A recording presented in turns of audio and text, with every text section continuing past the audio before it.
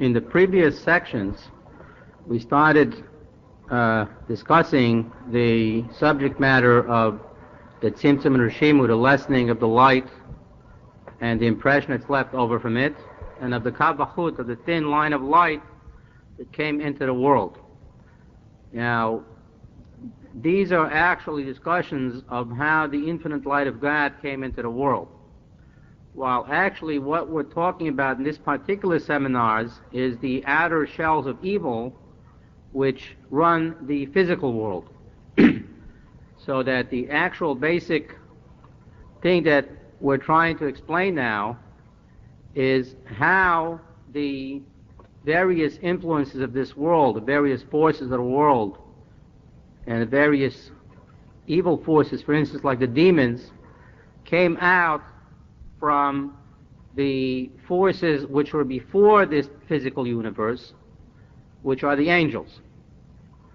So that it was explained previously that this whole world is included in the upper cycle, the upper astrological cycle, which includes in it the circle of the universe, which includes all the constellations and all the planets and everything in the universe. So basically, first of all, we have to explain what this upper cycle is, which it doesn't mean that it's a big circle, that the universe is a big physical circle as we know. That's millions of light years big. So it's not that we're saying that the universe is, let's say, 500 million light years big, and there's another circle that's 600 million light years big that's even bigger than it. That's not what we mean. But rather than this upper circle is also called the singular sound, the all-encompassing sound that includes the whole world within it.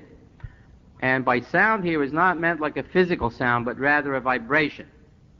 And it was explained before that all energy is made up of vibrations, and the energy that powers our physical universe is a vibration, but this is a vibration that's higher than the energies of this world. So that, for instance, one of the things that we know about this world has, for instance, light in it, and everything is made up and connected to this light. Now, this light is not an infinite light. It's a finite light. Even its speed is finite. So, for instance, the light of the sun will take 8 seconds to reach us from the sun. And to get even to the closest star will take about 4 to 5 light years. And to get to farther stars can take several hundreds or several thousand light years. And to get to even the nearest other galaxies can take much, much longer than that. So that we see that the speed of light is a limited quantity.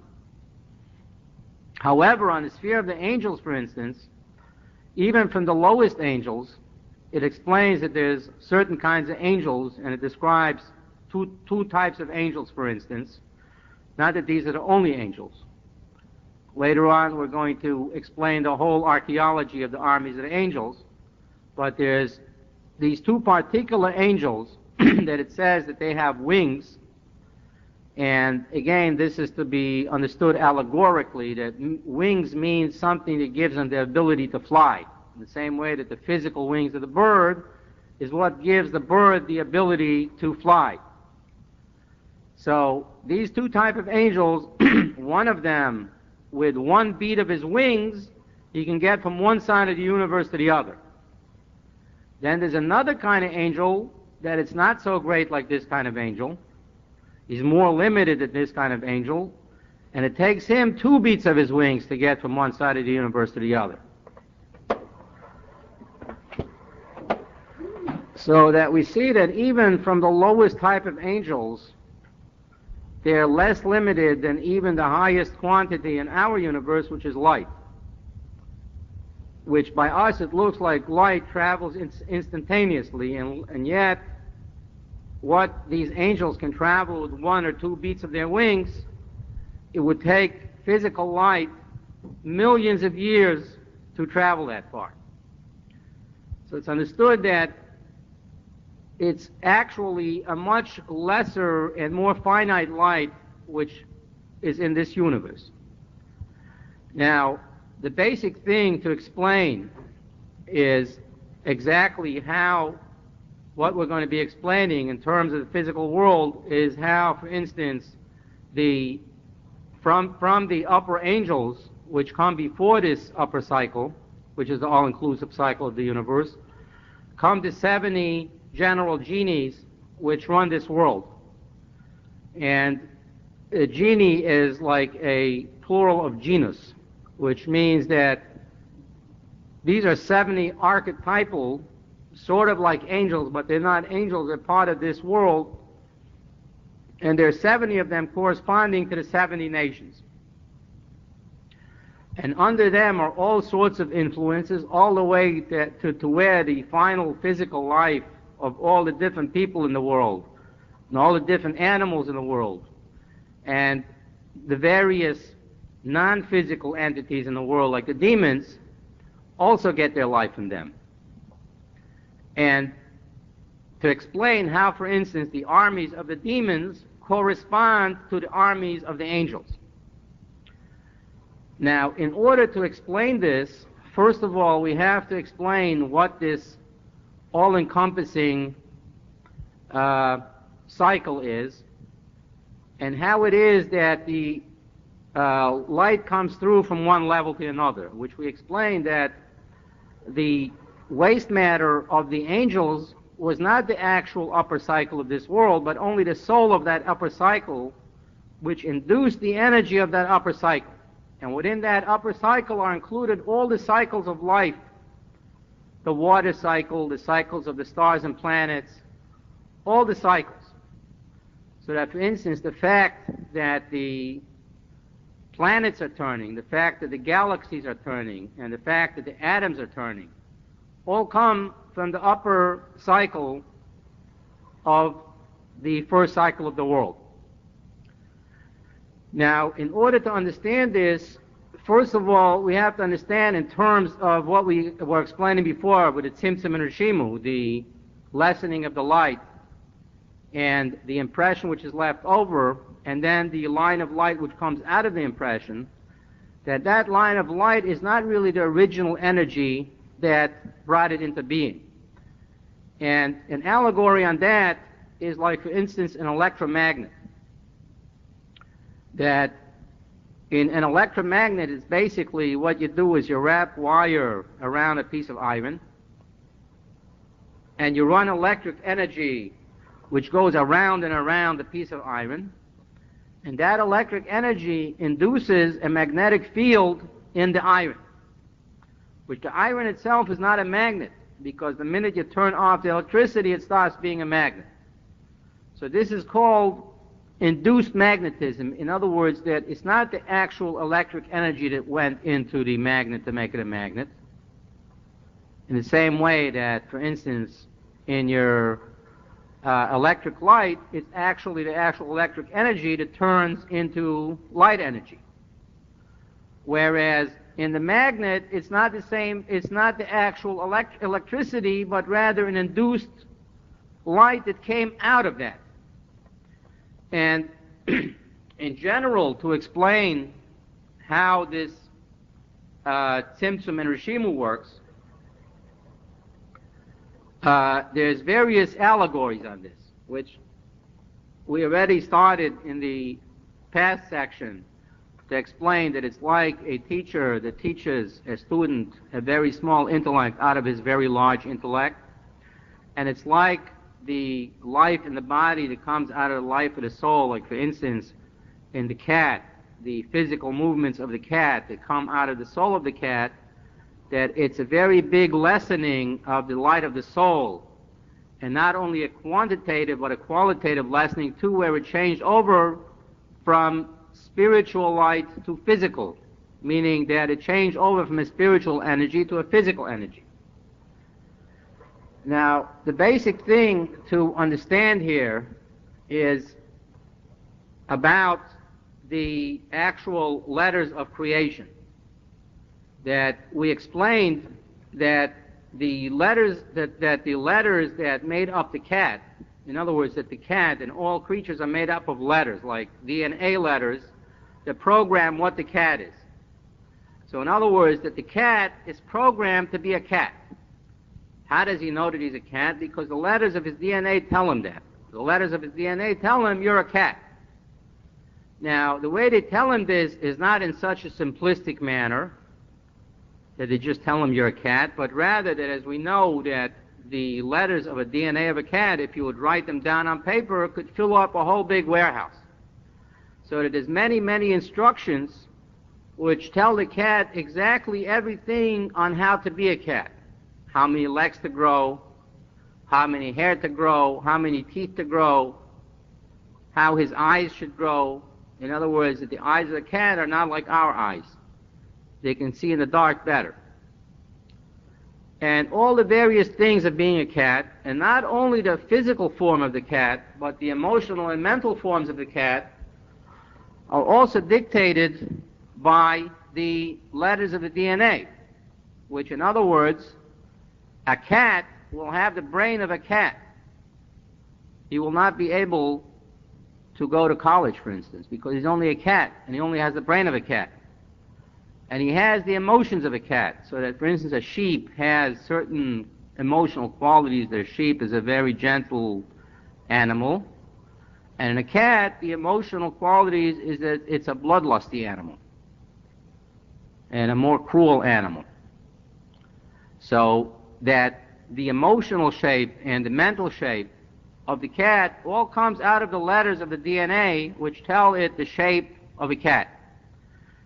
Now, these particular letters, though, of the DNA come into the cat's body when the fetus is in its mother's stomach, and the soul comes in, and from the external letters of the soul of the cat come the internal letters of the DNA. So that there is a Tzimtzum Lessening here from a spiritual shape to a physical shape.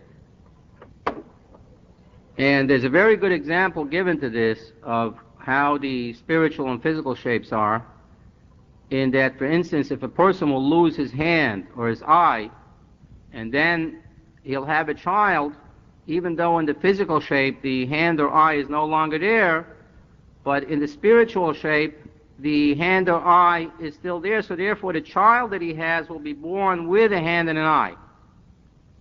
Because in the spiritual shape, it still included a hand and eye in it. So what is this thing of the lessening of the light?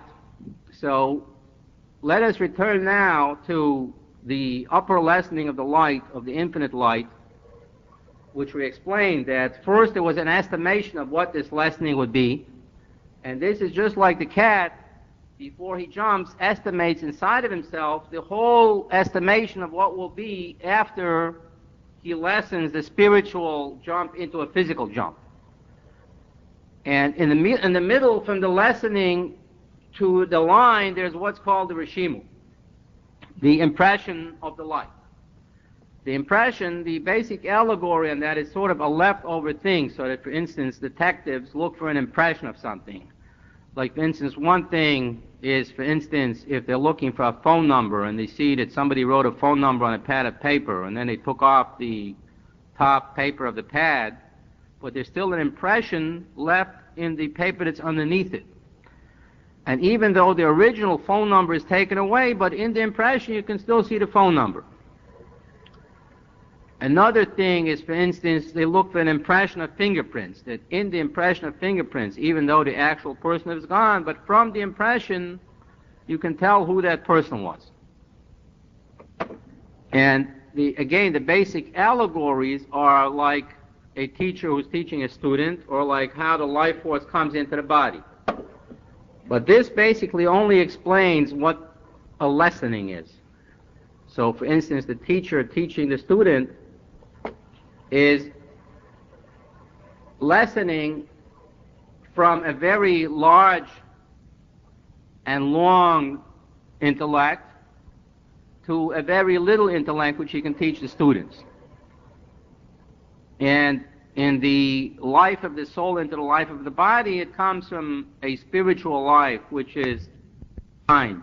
So like the cat doesn't have any particular movements that he has to make, but he can make all kinds of movements.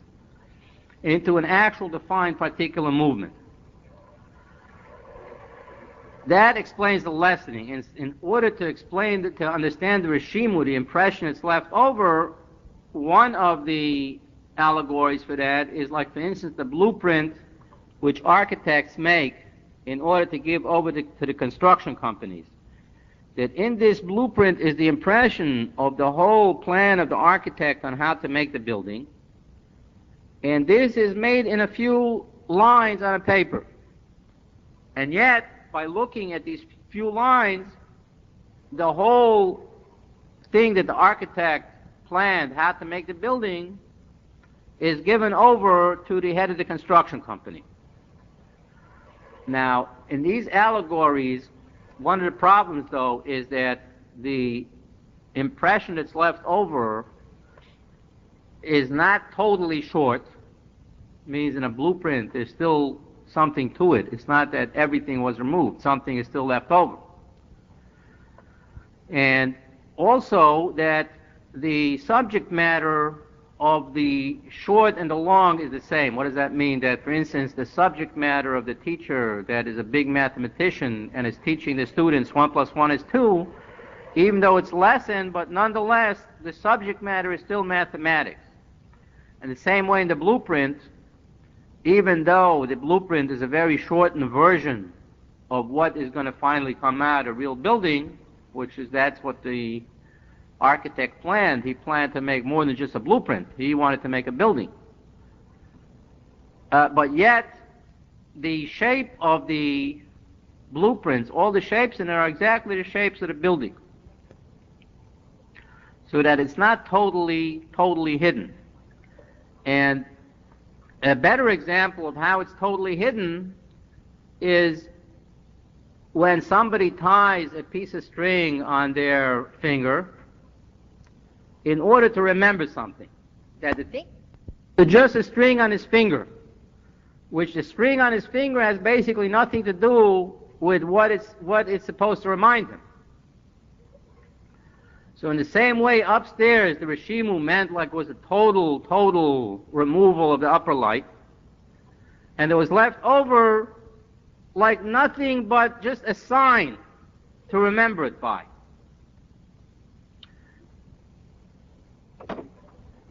Then there's another allegory that gives us another aspect of the impression that's left over, and that's like somebody that throws a stone, that in the stone is left over the whole power of movement of his hand, even though it became something separate from his hand. And this relates to what we're trying to explain here of how all the universe came out of the upper cycle, that the upper cycle basically is part of the intermediary between the godly light and the physical world. So that even though what we said is that the upper cycle really transfers the light that's left over from the angels, but the angels get their light from the lowest level of godliness in the lowest world of Asiya, of action. And that is called Malchus of Asiya, kingdom of the world of action. And in regards to that kingdom of the world of action, it's as if it threw the universe into existence. Meaning that at the beginning of the universe, it just threw all the parts of the universe, sort of like to say that this lowest level of God acted as a divine juggler and threw everything in the universe to go the way that it's going. Like we see in the universe, basically it looks like the universe was originally thrown. And that's why the scientists are talking about the Big Bang Theory, that originally it was all thrown at one shot. And from that original force, when it was thrown, there came out that now it's sort of like it moves by itself as a separate thing, in the same way that the stone was thrown. Now, what we're talking about thrown, we're not referring just to the planets and the stars and the galaxies, but also on the microcosmal level, the atoms also are sort of like little suns and planets, with the electrons spinning around the inner core And in the inner core is also various little circles which are made up of even smaller subatomic particles. And every one of these pieces was just thrown at the beginning of the universe. And it's still going on. Now this is not to be really taken totally literally, because the fact that things will keep going is also a nature that was created into the thing. In other words, the inertia that keeps these various things going is also a created force. So that really and truly the universe comes into existence from nothing at each second. And this is sort of like a movie, that in a movie it looks to us like everything is happening in a cause and effect type of way. In other words, in a movie, if somebody jumps up, he'll come down. But however, we know that in a cartoon it doesn't have to be like that. And really the world is really like a cartoon, that really God is not limited by the laws of nature. Rather, he made up the laws of nature. So therefore, if he wants to, just like a person who makes a cartoon, we know that in a cartoon the characters don't have to fall down.